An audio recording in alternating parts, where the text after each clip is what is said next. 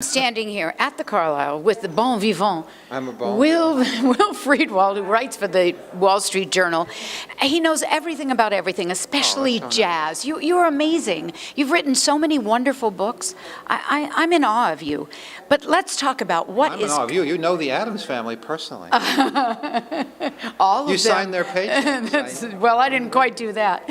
But so let's talk about some of the exciting things that are happening in Cabaret for the fall. Well, I'm real excited about the Cabaret Convention, mainly because I got the shot to produce, or as I say, curate one of the concerts. It's a long-held dream to do a big concert of the music of Sammy Cahn and Jimmy Van Heusen, who are both jointly celebrating their 100th anniversary. I mean, they're deceased, but they were both born in 1913, and it's the only major songwriting team where that's the case, where they were both born in the same year. Wow. So we get to celebrate their centennial jointly. Together. So it's not like one or the other. We get to do both. And I think we put together a really, really strong lineup. Now, which night is this? This is the second night of the Cabaret Convention. And That we would have be two, October 8th. October 8th, Tuesday, October 8th at 6 p.m. in Rose Hall. And we have two alliteratively named headliners in Marilyn May Wow. and Jack Jones. Wow. And Marilyn is a Mabel Mercer Convention, another alliterative person, a Mabel Mercer Convention regular, but she's always spectacular. And Jack Jones has never done the convention before. And we have a full-fledged jazz quintet. Oh, great. These 5 Juilliard graduates who call themselves the Congregation, and they're led by this really hot drummer slash composer band leader named Samuel Sammy Miller. And he's played Dizzy's. He does the after-hours spot at Dizzy's a lot. And it's a 5-piece band with trumpet and tenor saxophone. And they're playing for the whole thing. It's going to have a very different vibe than the I think usual. that's wonderful. Yeah, it's really I going to be. actually think that should be every night, that they have a trio or something like to that. Something. consistent Usually Cabaret doesn't musicians, always yeah. need that. K.T. Sullivan doesn't really need, drums. Once again, we're here with Will Friedwald, Hi, Steve. and we're trying to get Here in the Carlyle Grotto. Right. From now on, this is going to be called the Grotto. Right, we're trying to get the review before it comes out Without paying. in all the No. papers. Yeah, right. Please don't tell the Charlie. Tell us about Christine Ebersole. Are we talking about Clint Holmes or Christine No, Ebersole? actually, we'll talk about Christine Ebersole because we just saw her, and next Yes. week we'll talk about Clint Holmes after we see him. Okay. And I'm sure we're going to like Clint. But Clint Christine, Holmes what did is you think always of this good. show? Well, I reviewed it whenever it was like January 2012. And, the way the whole thing comes together, like I was saying, kind of the big concepts versus the more intimate ideas. The contrast between the two, and the singing. I mean, she just sings better than anybody. And she has How do you like Christine's political humor? It's very fun. I mean, it doesn't really. It's not politically specific. I mean, I guess it's sort of contemporary, but I don't think it would offend anybody. No, It's not really. I don't think anybody would take a side. I thought it was kind of like an MSNBC musical.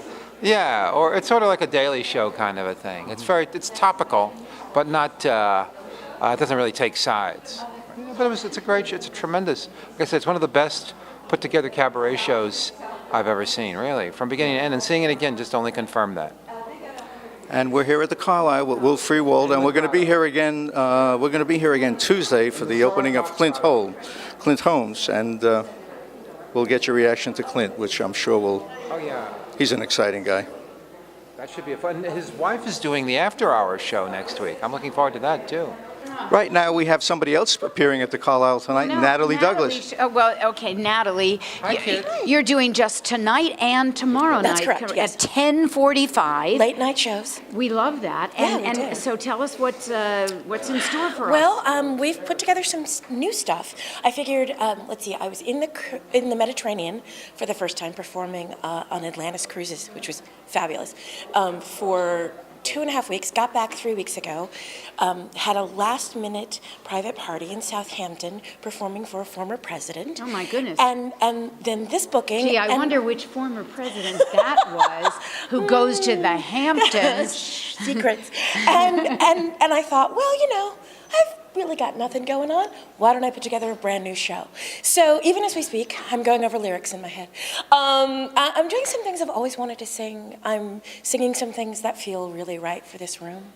I'm thrilled to be here. You know, those Well, we're all moments. thrilled to be here to watch you. Thank you. And we wish you all the luck. And then she's not only here tonight, but when you get to see this, she'll be here tomorrow night, which will be tonight. Thanks, Jane.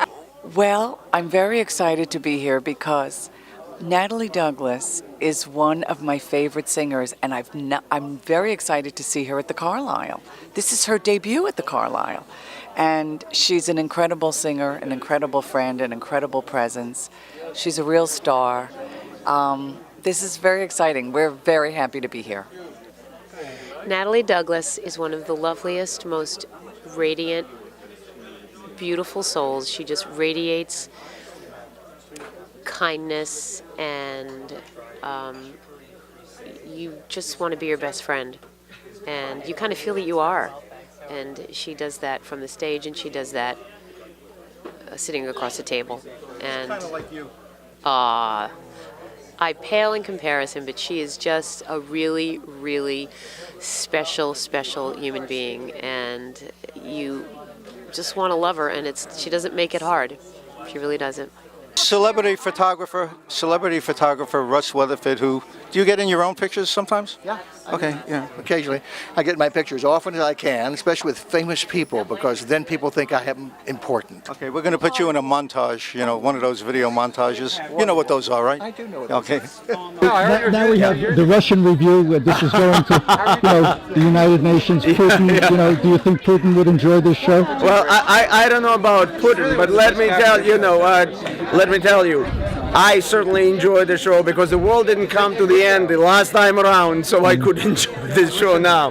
He grew up in the Soviet Union. He knows about the world coming to an end.